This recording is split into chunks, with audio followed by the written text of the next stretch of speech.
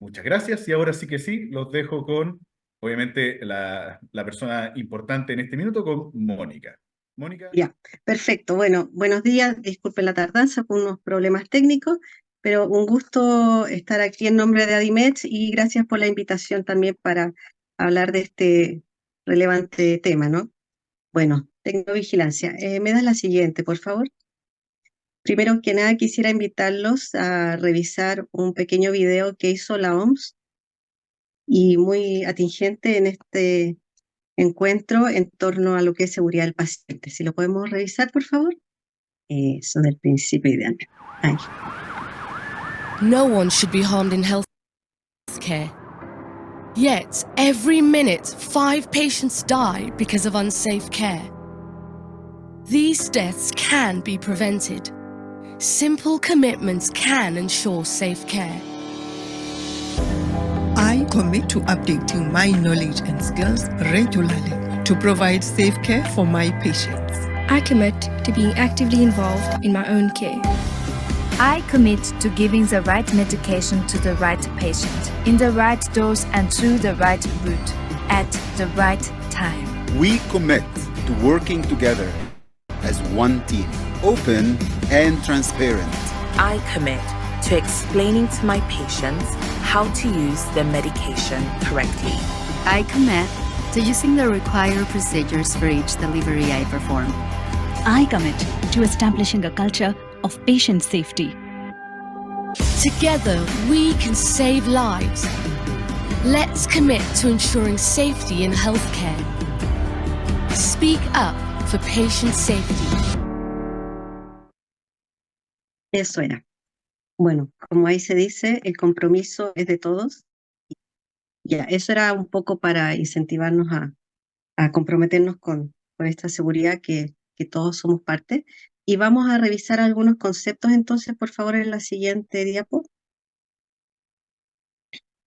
Ya, para hacer la diferencia, porque a veces se mezclan un poco estos conceptos, farmacovigilancia y como definición de la OMS, podemos decir que es la ciencia y actividades relacionadas a la detección, evaluación, comprensión y prevención de las reacciones adversas a cualquier otro problema de salud relacionado con medicamentos o vacunas. En el ámbito de lo que es tecnovigilancia, es una actividad más amplia. Podemos ver definiciones que da la OMS un poco desde el punto de vista más regulatorio, que es la vigilancia del mercado, que son las actividades llevadas a cabo y medidas adoptadas por autoridades competentes, organismos reglamentarios, para controlar y garantizar que los dispositivos cumplan los requisitos establecidos. En el ámbito más abierto hacia lo que es los mismos fabricantes también, la vigilancia postmercado o postcomercialización es entonces el procedimiento en el que se destina a recopilar y analizar toda experiencia obtenida con dispositivos médicos que ya están siendo comercializados. Y por último, una definición que se da ya en la guía de tecnovigilancia que publica el ISP el año 2021, la tecnovigilancia de dispositivos médicos, incluyendo dispositivos médicos de diagnóstico in vitro, corresponde a un conjunto de actividades encaminadas a prevención, detección, investigación y difusión oportuna de información sobre eventos e incidentes adversos con dispositivos médicos durante su uso, que pueden generar algún daño de paciente, usuario, operador o medio ambiente. Entonces, podemos apreciar que tecnovigilancia es como un campo mucho más abierto y más amplio de recopilación de información en el uso, no tan solo una reacción que se ve en un daño que provocó. La siguiente, por favor. Como contexto también, y para entender la complejidad un poco de lo que son dispositivos médicos. Ya para el año 2017, la Organización Mundial de la Salud estimaba en 2 millones de dispositivos médicos diferentes. Obviamente esta cifra ha ido aumentando. Y en ese entonces ya hablábamos de unos 22.000 grupos, si era por categorizar. Y aquí puedes ir dando más dinámico, por favor, para ejemplificar la variedad que podemos tener de dispositivos médicos, que son desde apósitos, lentes de contacto, termómetros, tensiómetros, un ecógrafo, tomógrafo, etcétera, etcétera, implantes mamarios, preservativos, muchos. Y por supuesto hay que garantizar la seguridad y calidad de los dispositivos, y esto es vital para prevenir ocurrencia de eventos adversos en usuarios finales de estos mismos. Ya, y como actores relevantes, entonces, en toda esta generación de información para llevar a cabo una tecnovigilancia, tenemos que hay una responsabilidad compartida. Por supuesto, desde el fabricante, en el diseño de un dispositivo médico, se deben considerar y gestionar riesgos posibles, mitigarlos, hacer acciones, correcciones necesarias antes de lanzar al mercado. Pero una vez ya en el mercado, tenemos que formar parte tanto los representantes locales, quienes comercializan, los organismos reguladores, los usuarios profesionales de la salud, los mismos pacientes, todos a poder aportar con información de su uso de seguridad y desempeño en el mercado. Siguiente, por favor. Bueno, y acá como ejemplo, debiera tener en su responsabilidad poder observar cualquier problema que se detecte, poder documentarlo y traspasarlo a quien corresponda para que se puedan tomar acciones. Y por otro lado, la responsabilidad de también seguir las instrucciones que vienen de fábrica para el uso del dispositivo médico. En cuanto a lo que es fabricantes y quienes distribuyen el dispositivo en sí, también tienen que tener instaurado este sistema de vigilancia post-comercialización, ir clasificando toda la información que se recibe, llevar a cabo análisis y si es necesario para corregir algún problema, hacer acciones correctivas, también notificar a la autoridad si corresponde según la regulación local.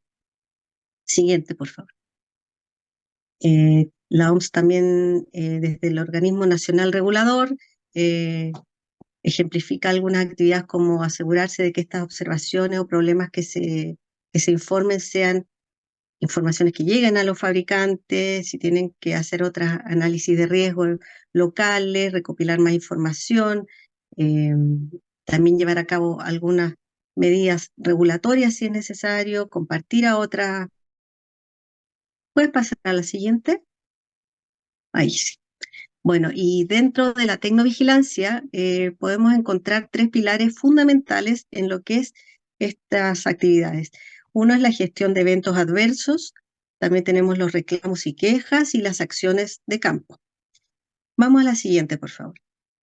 La gestión de eventos adversos, para ello deberíamos conocer definiciones que pueden variar un poco entre lo que dicta la OMS, lo que dicta cada regulación local en el país, y aquí vamos a considerar la Guía Nacional de Tecnovigilancia que publicó el ISP, donde define el evento adverso serio o evento centinela como un daño no intencionado que puede llevar a la muerte o pérdida permanente e importante de una función de salud del paciente o el usuario.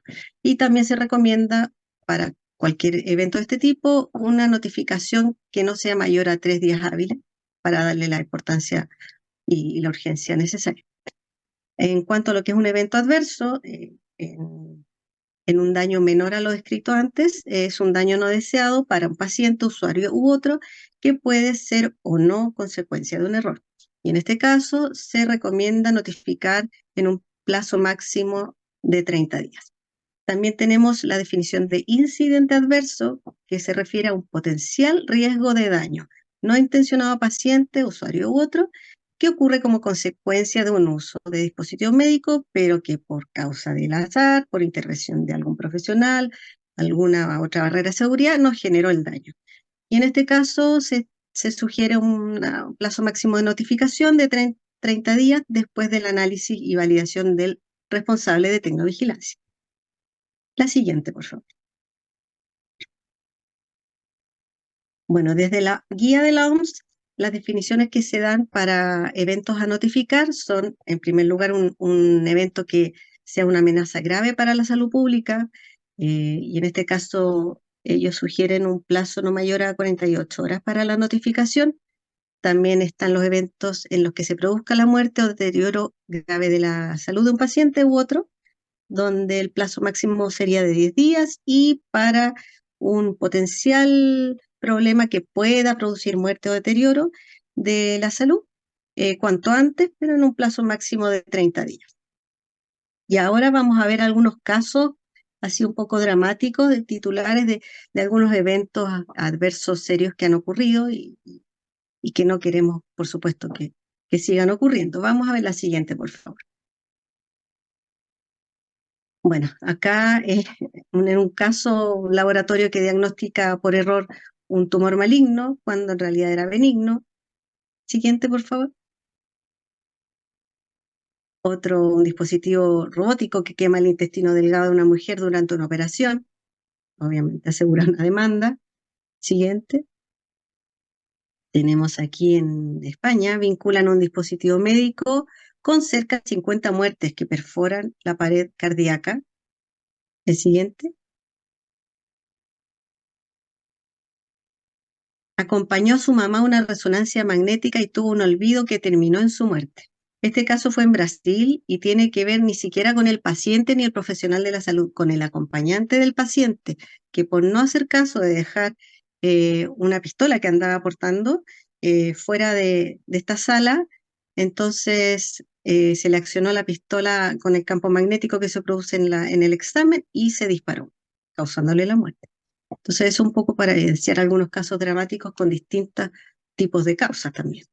Muy importante ahora el pilar de reclamos y quejas, que es la información, comunicación escrita, electrónica u oral, que va a alegar alguna deficiencia relacionada con identidad, calidad, durabilidad, confiabilidad, seguridad, efectividad o desempeño de dispositivos médicos, incluyendo los software, tras la liberación. Y en este caso, muy importante identificar si causó un problema serio atribuible al dispositivo o si lo pudo causar u otro problema y que quede muy bien documentado y traspasado a quien corresponda para que se pueda principalmente derivar al fabricante.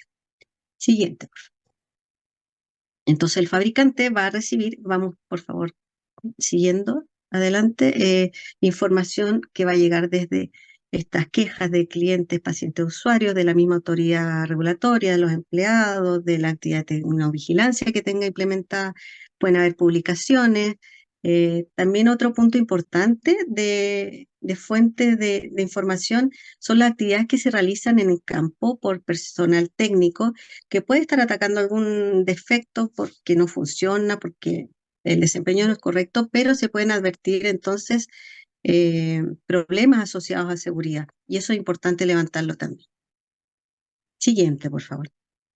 Bueno, y el último pilar que vamos a describir son las acciones de campo, que es en inglés la sigla FSCA, Field Safety Corrective Action, y que desde la orientación de la guía de tecnovigilancia desde la OMS se define como una medida adoptada por un fabricante para reducir el riesgo de muerte o deterioro grave de la salud asociado con el uso de un dispositivo médico, y este tipo de medidas tienen que notificarse mediante una notificación FSN, en la sigla en inglés. También se recomienda que con la ISO 14971 puedan el fabricante utilizar una metodología para evaluar si aplica o no esta notificación. Y algunos ejemplos que pueden ser de este tipo de notificaciones de seguridad en campo es que se solicite devolver un dispositivo médico a fábrica, la modificación de un dispositivo, por ejemplo, la actualización de software, cambio de un dispositivo por otro, destrucción de un dispositivo, también recomendaciones de fabricante en cuanto a su uso, también cuando el dispositivo ha dejado de comercializarse y se ha retirado del mercado, pero a lo mejor todavía está implantado en un paciente. Siguiente, por favor. Estas notificaciones se tienen que notificar también a organismos regulatorios, se aplica.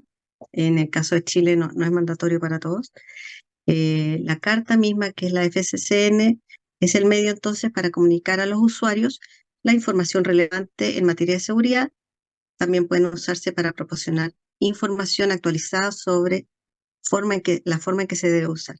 Esta distribución de la carta también tiene que ser con un seguimiento, entonces puede haber una regulación que implique una notificación a la autoridad, pero lo más importante es que llegue al profesional que lo está utilizando o al paciente, si es un caso de uso solo de paciente. Y asegurarse entonces de que sea recibido. Podemos considerar que si hay notificaciones escritas por correo electrónico, hay un aviso de hasta tres correos que se envían. La idea es poder tener el acuse recibo de la notificación correspondiente. Y el ejemplo de la derecha es el flujo que pudiera seguir un fabricante con toda esta información que se recibe sobre seguridad para analizar si es pertinente o no emitir una acción correctiva en campo para difundir a los usuarios. La siguiente, por favor. Bueno, en el escenario regulatorio chileno tenemos el artículo 28 del Decreto Supremo 825 del año 98, del Reglamento de Control de Productos y Elementos de Uso Médico, que señala que los problemas asociados al uso de dispositivos médicos por profesionales de la salud, fabricantes legales e importadores que causen o pudieran causar daño al paciente o usuario, deben ser notificados al ISP con el fin de implementar medidas necesarias para evitar su ocurrencia. Ahora, sin embargo, esto no es para todos. Hoy día la obligatoriedad para los fabricantes, por ejemplo, o los representantes locales, es para los dispositivos médicos que están bajo control sanitario, que al día de hoy son 9 de millones que pueden estar en el mercado, y ya ahora en septiembre 10 con los dispositivos médicos de diagnóstico in vitro de VIH de uso profesional. Y por último también tenemos la norma 204 que se publicó del año 2019, donde se aplica que los prestadores de salud son los que deben notificar eventos e incidentes adversos asociados a uso de dispositivos médicos.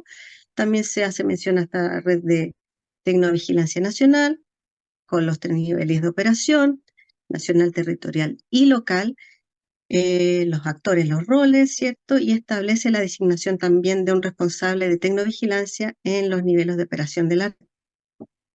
¿Quién va a comunicar, cierto? Ese era el canal de comunicación, la principal responsabilidad de informar, capacitar, conocer, identificar y evaluar las actividades relacionadas a la tecnovigilancia. Entonces, esto es lo que hoy día está como regulación. Sin embargo, en la siguiente, por favor, tenemos algunas guías que ha emitido también el ISP de manera orientativa, pero que no tienen fuerza de ley, donde tenemos la guía del Sistema Nacional de Tecnovigilancia, guías rápidas, una de conformación de Red Nacional de Tecnovigilancia y de reporte de acciones correctivas de seguridad de campo y eventos e incidentes adversos con orientación a la industria de dispositivos médicos. Entonces, ese es el escenario regulatorio. Y en la siguiente, por favor, para comentar un poco de los principales desafíos que tenemos acá en Chile, principalmente que tenemos muy poca información sobre uso y desempeño en el mercado de dispositivos médicos. En este gráfico que sacamos del boletín de vigilancia, el último publicado en la página del ISP, podemos ver en naranjo, por ejemplo, que son las notificaciones que hacen sobre acciones correctivas que se han dictaminado para dispositivos médicos. Es súper baja las notificaciones y vemos que hay un alto en el año 2019, esto parte, perdón, del 2016 hasta el 2022, no hay otro con información más actual.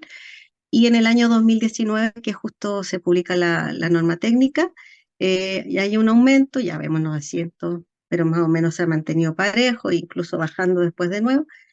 Y en el color azul se ven las notificaciones de eventos adversos, que viene principalmente con un aumento en el año 2019 por la guía, esta norma técnica, y que también es súper bajo y se ha mantenido en alrededor de 300, 400 y no más que eso, que es muy bajo para lo que esperamos que pueda estar ocurriendo en el mercado. Entonces tenemos una regulación débil, ¿cierto? Notificaciones de la industria voluntaria en su mayoría, la baja documentación que tenemos también de reclamos que incluyan alguna evaluación, observación de seguridad de uso de dispositivos médicos. Y bueno, también hay un tema cultural, tenemos poca conciencia del valor de lo que es la tecnovigilancia. Por favor. Como reflexiones finales, sin tecnovigilancia no hay acciones para anular o mitigar los problemas de seguridad que se pueden causar debido a usar dispositivos médicos.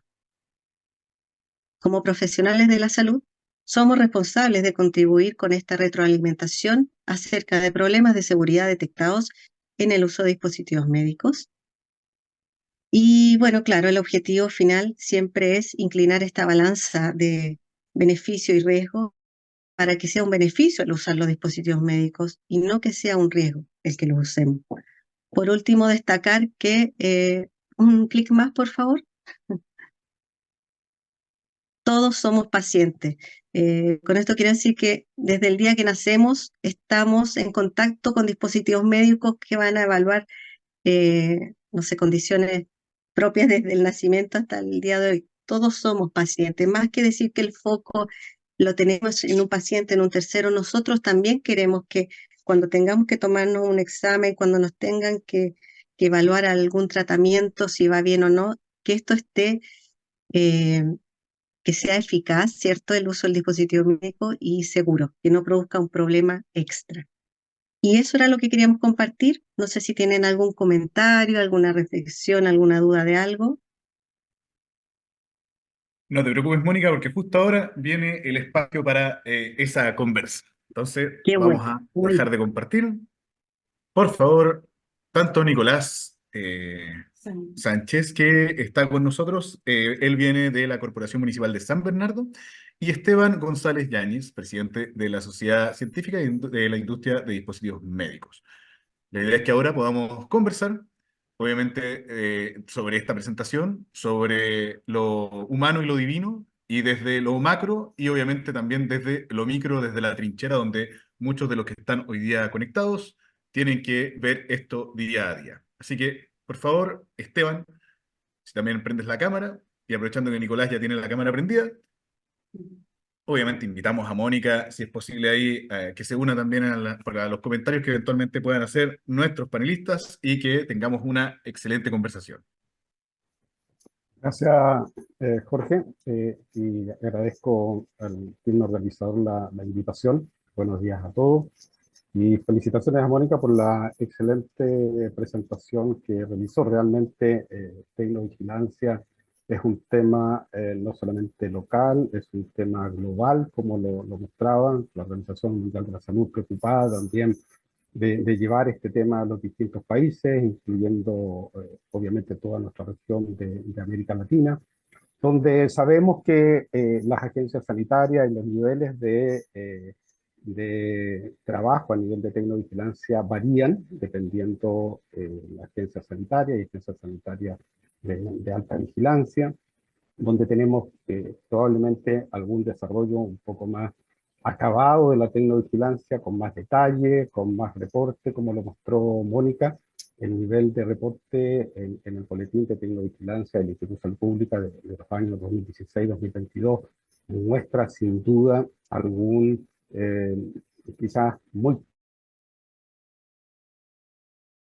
Otros países tienen sin duda un mayor nivel de reporte, llevan más tiempo trabajando en este tema, tienen diferentes regulaciones, tal como lo decía Mónica, la regulación en Chile es una regulación que incluye solamente un pequeño grupo de dispositivos médicos, y la gran parte de los dispositivos médicos no tienen un requerimiento de regulación, pero sin duda Chile está trabajando bastante fuerte en este tema. En los últimos años, nuestro ente regulador, el Instituto de Salud Pública, ha desarrollado un excelente trabajo junto con los prestadores de salud, la industria misma, tal como se mencionaba, en tener responsables de tecnovigilancia, tanto de la industria como a nivel de los prestadores. Tenemos una red de tecnovigilancia a nivel país que se ha implementado. Hay ahora en junio, julio, comienza el sistema de vigilancia integrado también a nivel de la agencia regulatoria, que incluye dispositivos médicos, cosméticos y productos farmacéuticos. Por lo tanto, hay bastantes cambios. Hay bastantes cambios que sin duda nos indican que el camino que está tomando el regulador es un camino que creemos apropiado, bueno, sin duda lento, todavía llevamos muy poco desarrollo. Y en ese tema quería aportar quizás algunos datos estadísticos en este tema, trabajando un poco más en detalle, conversando un poco más en detalle sobre esta información que viene del Instituto de Salud Pública. Pero no queriendo tomar más tiempo, dejo a Jorge también, y posteriormente les podría hacer algún comentario sobre estos datos estadísticos. Así que Jorge o Mónica, ¿algún comentario? Especialmente en estos temas de tecnovigilancia. Sé que Jorge está haciendo un trabajo territorial muy importante en tecnovigilancia también, así que Jorge, te podemos escuchar. Muchas gracias, Esteban. Nicolás. Muchas gracias, me sumo a las palabras de Esteban por la presentación de Mónica, que fue excelente, y por la invitación también. Y lo conversado acá resume bastante bien el estado de la tecnovigilancia. Aún estamos bastante incipientes, hay harto potencial para aumentar también, tanto en los reportes como en la importancia que se le da a nivel de los prestadores de salud. Pero eh, aún estamos al debe en varias cosas, que finalmente a mí desde el otro lado, desde la otra vereda, como prestador de salud finalmente, como persona que tiene que comprar dispositivos médicos, como persona que tiene que también acompañar al equipo clínico en el uso de los dispositivos médicos, eh, muchas veces también nos quedamos cortos en algunas cosas. La falta de regulación, ¿cierto? Que ya se ha comentado acá, sobre todo esta regulación realmente obligatoria, porque en este momento son solo 9 dispositivos médicos, la norma técnica 226 algo hace con esto, pero finalmente su implementación de partida es reciente y además tampoco eh, junta todos los dispositivos en un mismo saco, sean tanto de gran relevancia, a lo mejor para un diagnóstico, un simple apósito, un parche curita, por ejemplo, que se utiliza en una herida que probablemente no va a tener mayor incidencia en caso de algún problema. Y así es donde quedamos nosotros finalmente en el medio, que de partida, cuando tenemos que hacer, por ejemplo, compras de estos dispositivos médicos, a diferencia de lo que ocurre un poco con la farmacovigilancia, que obviamente está mucho más adelantada en el tema, con la tecnovigilancia muchas veces no hay información. Cuando uno le consulta, incluso a algunos distribuidores, sobre todo de dispositivos médicos, ellos no manejan información sobre retiros de mercado anteriores, ofertan, por ejemplo, en algunas licitaciones, dispositivos médicos que han tenido retiros de mercado o que están en cuarentena actualmente. Nos ha pasado más de una oportunidad. Y para los que trabajamos justamente en el servicio público, eso es un gran problema, entendiendo que la ley de compras públicas también nos limita en, en mucho otro tipo de en posibilidades de poder seleccionar el dispositivo médico que muchas veces queramos. Por otro lado, también la falta de estandarización en la producción de estos dispositivos médicos, en certificados de calidad, ¿cierto? Que obviamente si uno compra muchas veces el dispositivo económico, trae muchas, no ha pasado probablemente alguna certificación que viene en chino, ¿cierto? Que uno no sabe si la agencia que está, se supone, regulando eso, o el laboratorio de control de calidad que está revisando eso, cumple finalmente con los estándares que uno quisiera, o incluso si es un certificado real.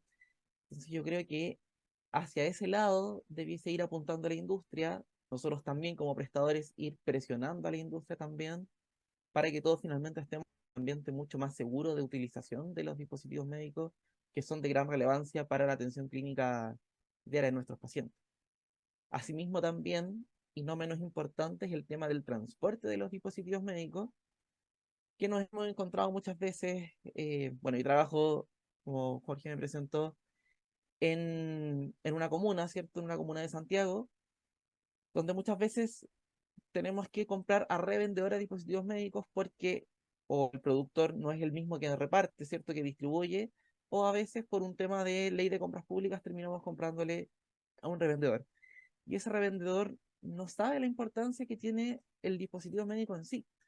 Nos han tocado camiones sin techo, por ejemplo, que nos repartan dispositivos médicos sin darle la importancia. En verano, dispositivos que nos han llegado a 35, 40 grados Celsius de temperatura cuando ha habido altas temperaturas en Santiago. Rechazamos esos productos en nuestra droguería, que es donde recibimos los dispositivos médicos, y los proveedores no entienden finalmente por qué es esta razón. De hecho, se enojan con nosotros, eh, nos amenazan con que van a cancelar la compra, con que no nos van a entregar el producto, pero finalmente solamente estamos exigiendo lo que dice la normativa técnica que ahora nos avala, que es la 226. Y obviamente eso, si bien no es la tecnovigilancia en sí directamente, influye obviamente en los posibles eventos adversos que puedan ocurrir asociados a un dispositivo médico. Me acaba de llegar una pregunta. ¿Sería tan amable cualquiera de los tres en ese sentido de contarnos? Bueno, esta es la realidad en Chile. ¿Cuál sería la realidad latinoamericana?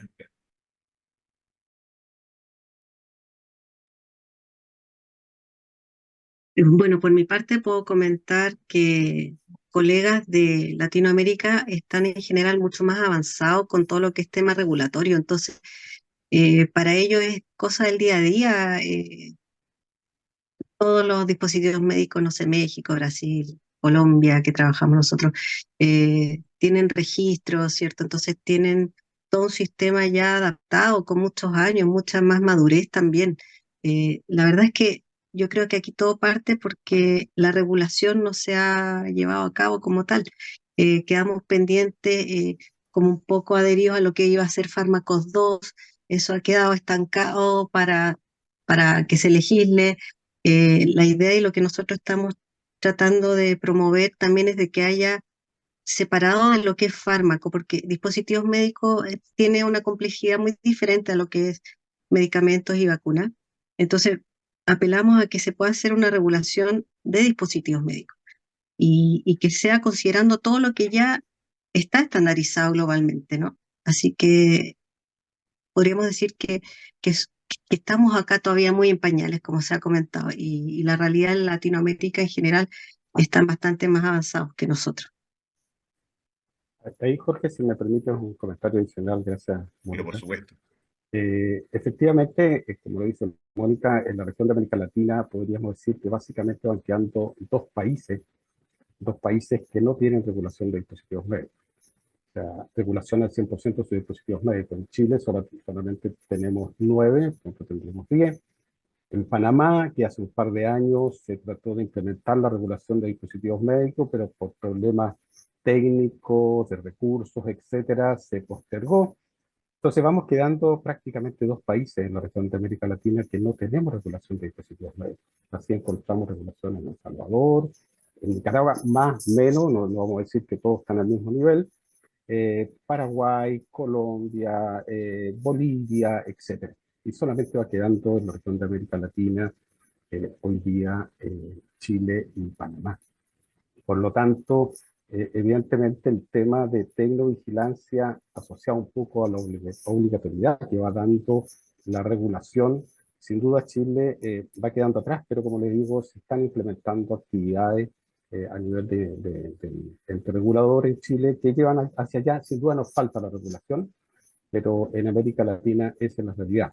Tenemos agencias sanitarias como Anvisa, INVIMA, COFEPRIS, etcétera, que requieran reportes, en algunos casos mensuales, de lo que es tecnovigilancia, no solamente de farmacovigilancia. En Chile tenemos que nos piden mensualmente el reporte de farmacovigilancia, no así de tecnovigilancia. En otros países va asociado esto también a reportes mensuales. Entonces, el nivel en la región de América Latina podríamos decir que a Chile le falta en comparación con la gran mayoría de los países, uno, el punto de vista regulatorio y evidentemente el punto de vista de tecnovigilancia.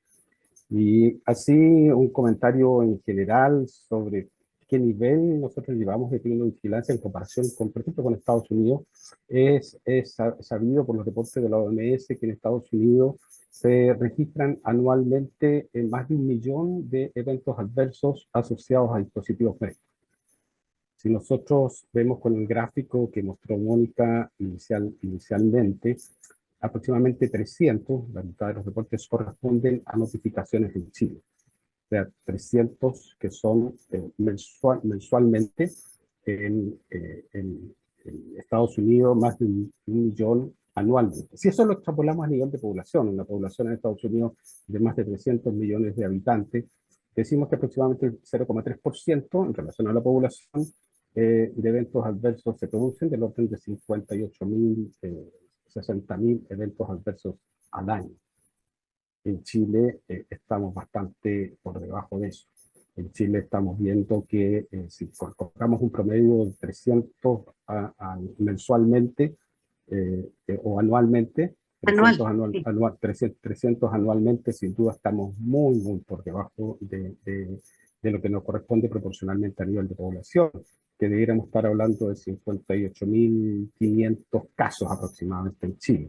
En Chile, perdón, específicamente en Chile son 58.000 casos que deberíamos tener anual en comparación a si tuviéramos el mismo nivel de un 0,3% del porcentaje de la población actual en Chile. Entonces, entre 300 anuales y 58.500, evidentemente hay un nivel de cultura, de educación, tanto de los prestadores de salud, de los profesionales, de la industria en general. El desafío es bastante grande. Probablemente no vamos a llegar a 58.500, 60.000 en el breve plazo. Probablemente nos falta mucho camino por recorrer. Pero la realidad de Chile está todavía al debe en este tema. Perfecto.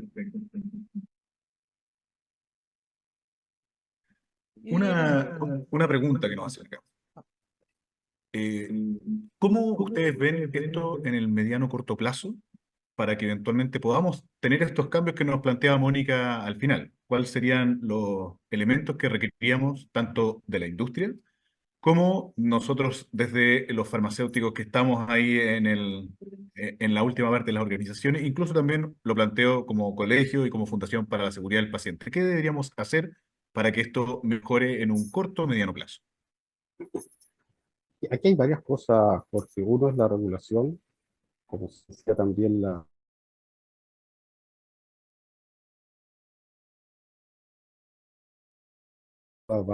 a mover este tema fuerte en la industria a nivel general. Uno es el tema de regulación. El otro es el tema de cultura y educación. En Chile tenemos más de 2.000, 2.600 importadores de dispositivos médicos que importan más de 2 veces al año, esto por los reportes del ISP en cuanto a importación de dispositivos médicos. Tenemos más de 2.600 importadores. Si nosotros vemos el trabajo con importadores pequeños, medianos, grandes, probablemente tienen mayor conciencia y conocimiento de este tema, el nivel de trabajo es bastante fuerte, es bastante grande de cultura y educación. Ahora, como profesionales farmacéuticos, sin duda es un área muy importante que nosotros tenemos que abordar. Es un desafío muy importante. La regulación en Chile va a requerir un responsable técnico en las empresas de dispositivos médicos una vez que esto se oficialice, por lo menos existen las propuestas de reglamento. Entonces, es un tema que ya tenemos que irlo trabajando. Ahora, solamente como comentario general, en los distintos países, cuando se ha introducido la regulación en forma mandatoria, como podría ser en Chile, cuando se apruebe la ley de fármacos 2, el nivel de importadores se reduce dramáticamente. Así pasó en Argentina, así pasó en México en su minuto, cuando se sometieron los dispositivos médicos a registro. Entonces, de los 2.600 importadores que hoy día tenemos en Chile, probablemente lleguemos a mucho menos de la mitad, y así el trabajo también podría ser bastante más expedito. Pero cultura, educación y soporte técnico que son importantes junto con la aprobación de la regulación. Nicolás. Sí, totalmente de acuerdo. Desde la vereda de los prestadores de salud, yo creo que también es importante aumentar esta cultura de la tecnovigilancia, porque en general los químicos farmacéuticos tenemos conocimiento de esto, pero normalmente no somos los que estamos en contacto con el dispositivo médico o con el uso de ese dispositivo médico en el usuario final. Y ahí es donde nosotros, finalmente, todo el equipo de salud, desde la parte directiva hasta todo finalmente, tenemos que generar esta cultura, que las enfermeras, que los médicos, que todos los otros profesionales, los tecnólogos médicos, realicen estos reportes, nos avisen o realicen los reportes directamente al ISP para aumentar el reporte de eventos adversos. Asimismo, también las unidades de calidad de los distintos centros asistenciales también fomenten dentro de sus protocolos, que debiesen estar en realidad por el tema de acreditación, la notificación de los reportes de eventos adversos. Yo creo que eso es lo que nos debería, por nuestra parte al menos también, ayudar para mejorar la calidad también de los dispositivos.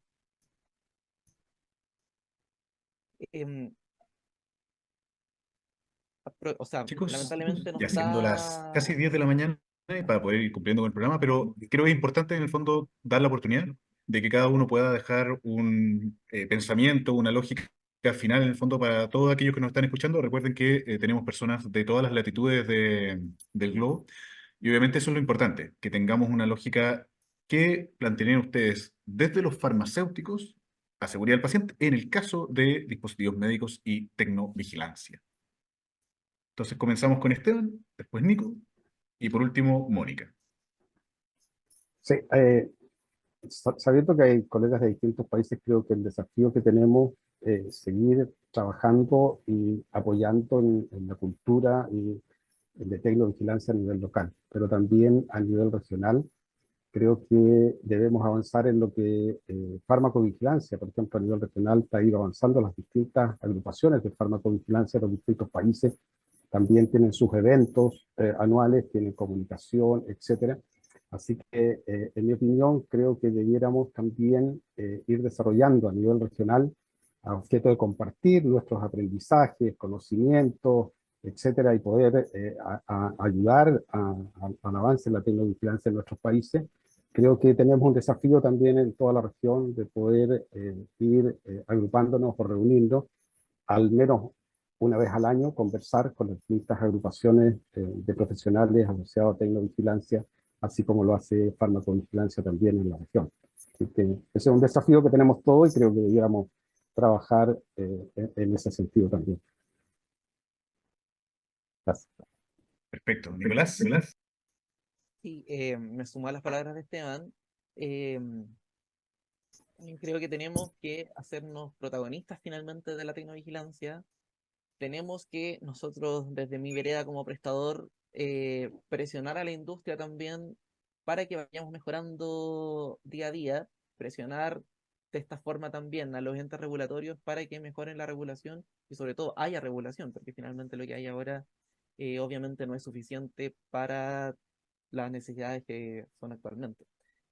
Y así también es importante nuestro rol como químicos farmacéuticos, como los somos y los hemos sido con el tema de farmacovigilancia, de los fármacos en general, ahora también por la parte de tecnovigilancia, de generar esta cultura del reporte del evento adverso, de considerar los dispositivos médicos como que tienen algún efecto en la persona, pueden mejorar o no mejorar la salud de la población. Y finalmente, posicionarlos como una herramienta más que requiere la regulación que requiere. Perfecto. Y Mónica, si tan amable ahí también, de regalarnos unas palabras.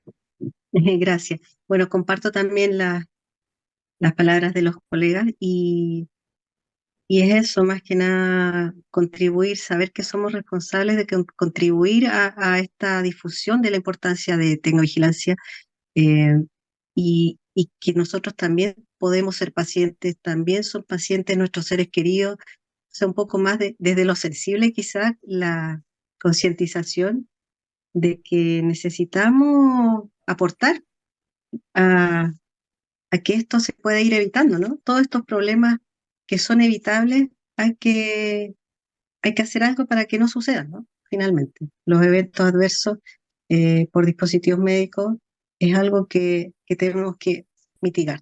Y somos súper importantes en esta cadena de tecnovigilancia para poder promover la seguridad para el paciente. Y gracias por la invitación. Que tengan un muy buen día.